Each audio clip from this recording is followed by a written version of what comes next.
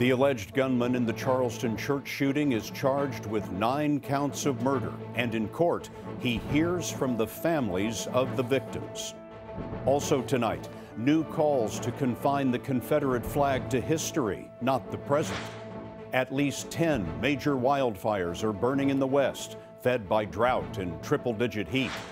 And Steve Hartman, on the road, takes a turn down memory lane. You recognize any of these? I sure do.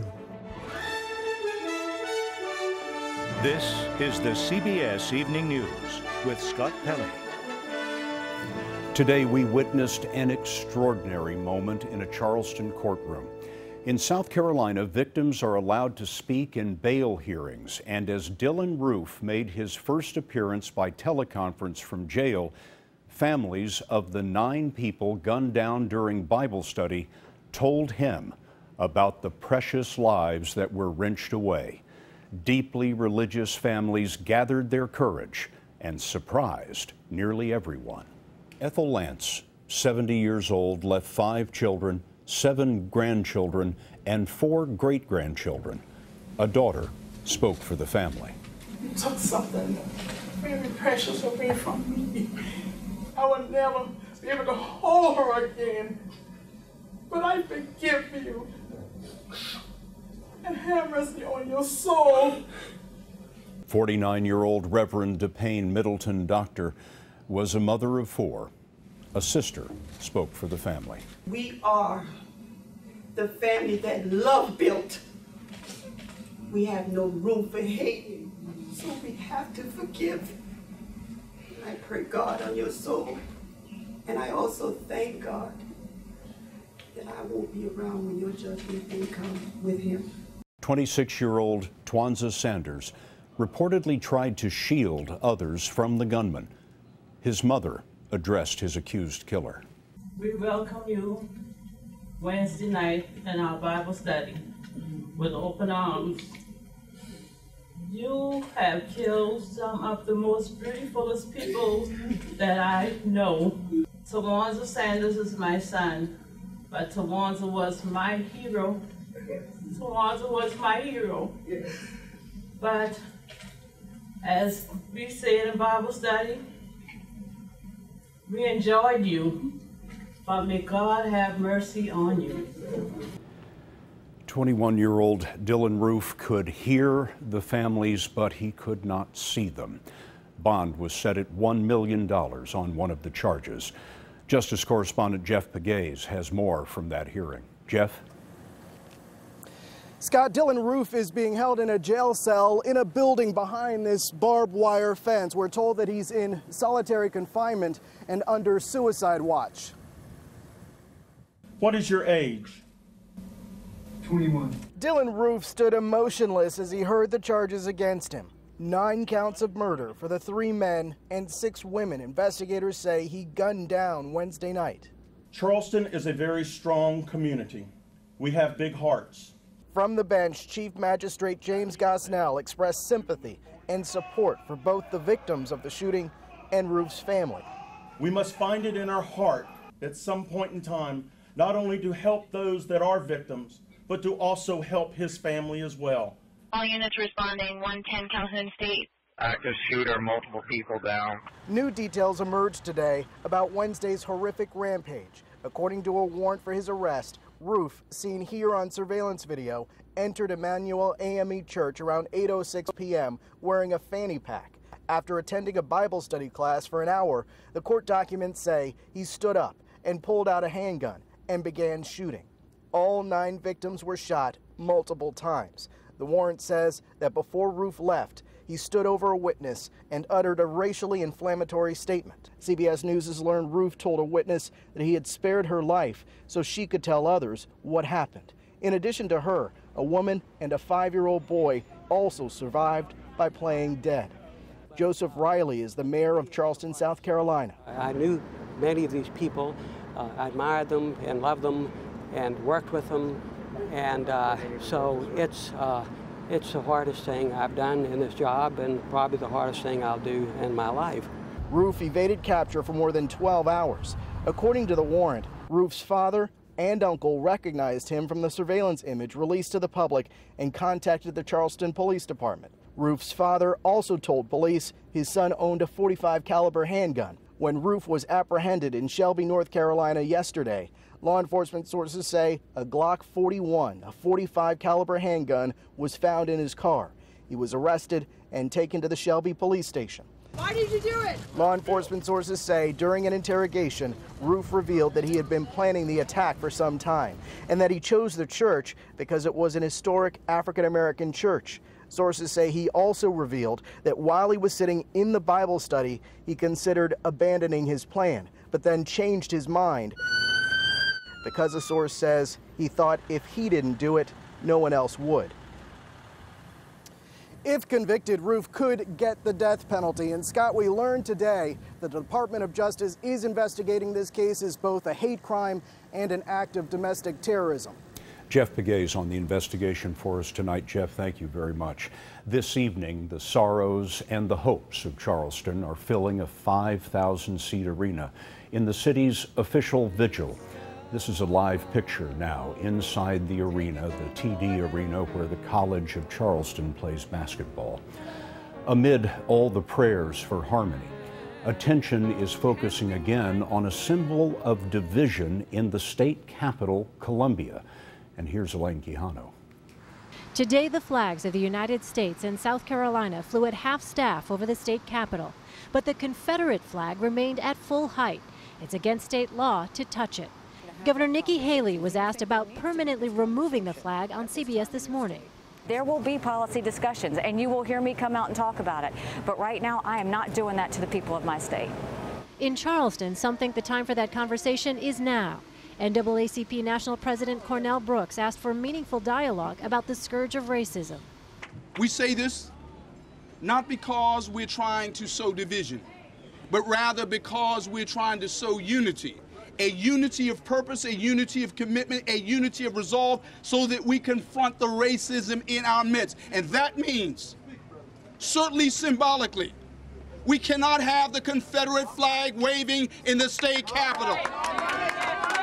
Those who want to keep the flag say it is not a racist symbol, but rather a piece of their heritage. Opinion falls largely along racial lines.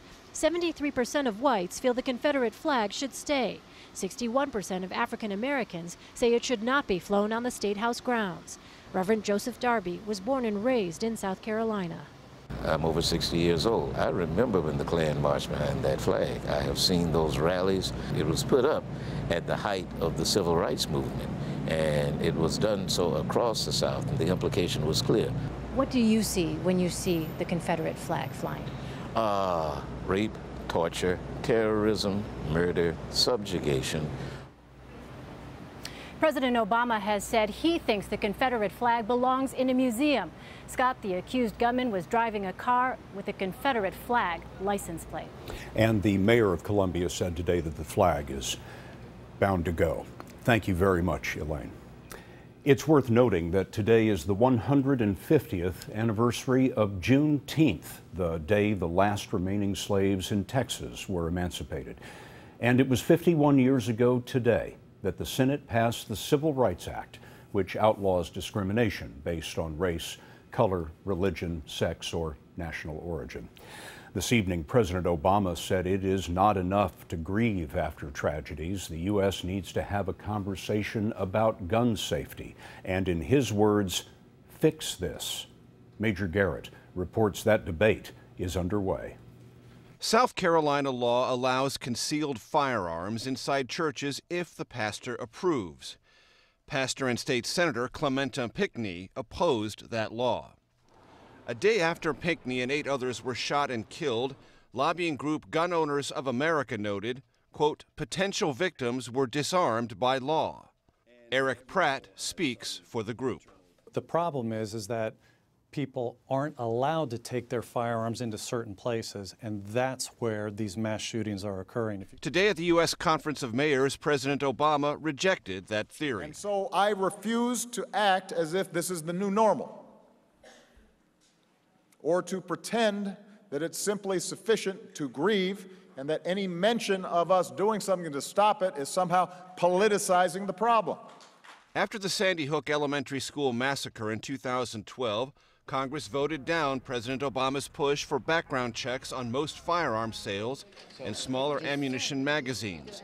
But states have acted, moving gun laws in both directions. In the 2 years after Sandy Hook, mostly Democratic-leading states have passed 99 laws restricting access to firearms, while mostly Republican-leaning states have enacted 88 laws expanding access. Democratic Senator Ben Cardin represents Maryland, which tightened gun laws after Newtown. Anything we try to do in Congress is going to be a heavy lift. It shouldn't be, but it is. That's the political landscape that we're dealing with in Congress. So we understand the realities. Polls show the country evenly split on the question of stricter gun control laws, and even though one survey last summer showed that 92% of households with firearms supported a more expansive use of background checks, Scott, the White House concedes the moment for tougher federal gun control laws came right after Sandy Hook and is long since passed. Major Garrett at the White House for us tonight. Major, thank you. In another mass murder case, the prosecution rested today in the trial of James Holmes, accused of killing 12 and injuring 70 in a Colorado movie theater. 79 witnesses were called, but none more powerful than the last today. Here's Barry Peterson. In a crime that took so much from so many, it may have taken the most from Ashley Moser. The life of her 6-year-old daughter, Veronica, the loss of an unborn child, and she was left a quadriplegic with a bullet still lodged in her spine. At first, she thought the gunfire was a prank. I went to stand up to reach for her hand to try to exit. When you say her hand, you mean Veronica? Veronica's hand, yeah. Okay. Did her hand reach back? No, I couldn't feel it. It slipped through my hand. She told of being hit in the chest and falling on Veronica. Could you feel her moving? No. Could you feel her breathing? No. Could you get off of her? No. Holmes sat across the courtroom, not moving, never looking at her. The prosecution was allowed to show a picture of Veronica taken only weeks earlier. How soon before her death was that taken? Not long, because it was her kindergarten graduation. And with that, the 8-week prosecution case was over. Are the people of the state of Colorado rest? The defense now tries to prove Holmes not guilty by reason of insanity. That starts next week. As for the impact of Moser's story, Scott, the jury was rapt. Some took notes. And like others in the courtroom, some wept. Barry Peterson at the courthouse tonight. Barry, thank you. Today, Vladimir Putin essentially told the U.S. to quit telling Russia what to do. Among other things, he blamed the West for the crisis in Ukraine. Putin spoke at a business conference in St. Petersburg, Russia. The discussion was moderated by our own Charlie Rose. You have more unconstrained power than any Russian leader for a while. Clearly, you're stronger militarily. Clearly, you seem to be more aggressive, although you don't like me to use that word, I suspect. I did not like you using the term aggressive. We're not being aggressive. We are persistent.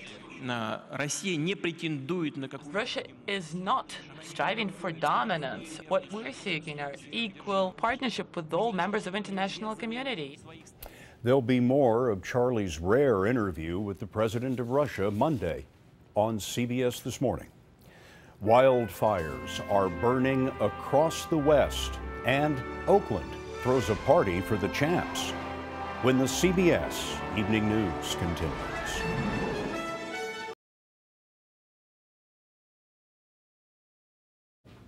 Wildfires have consumed more than 45,000 acres in the West this week. At least 10 are burning in Arizona, California, Oregon, and Alaska. Here's John Blackstone. In the rash of fires burning across the West, one of the biggest is in the San Bernardino Mountains east of Los Angeles. Helicopters are attacking the 11,000-acre fire from above. as hundreds of firefighters battled it on the ground. About 400 campers and residents were ordered to evacuate the heavily wooded area. Further north in California, a wildfire in the Sierra National Forest south of Yosemite National Park has grown to over 500 acres. For now, the fire threatens few buildings, but it destroyed Roy McCain's home. It's a loss. Everything I got's gone. Even in Alaska, fire season has started with a vengeance. The 7,000-acre Sockeye fire burned right across the park's highway between Anchorage and Fairbanks. With conditions so dry after 4 years of drought, work to prevent wildfires is particularly urgent this year. North of San Francisco, work crews have been busy where forest grows to the edge of densely populated towns. Carl Sanders is watershed manager. Our primary concern today is with the fuels that we see off here to our left in the forest canopy. So dead trees, dying trees. That add to what we call the fuel load. In preparation for a worst-case fire season, Scott, California has added 2 air tankers and hundreds of firefighters. John, thanks very much. At least 500,000 fans of the Golden State Warriors jammed downtown Oakland to celebrate their first championship in 40 years. Some showed up at 3 in the morning. The biggest cheers went to top scorer Steph Curry and playoff MVP Andre Iguodala. It took 72 years, but a husband and wife are finally high school graduates. George and Miko Kehara were forced to leave school in Southern California after Pearl Harbor. They spent the war in internment camps. But an old classmate made it his mission to make things right, and last night they received their diplomas. Steve Hartman shows us where the road began. A special Father's Day card next. Tonight's On the Road segment is sponsored by the makers of Tylenol, for what matters most.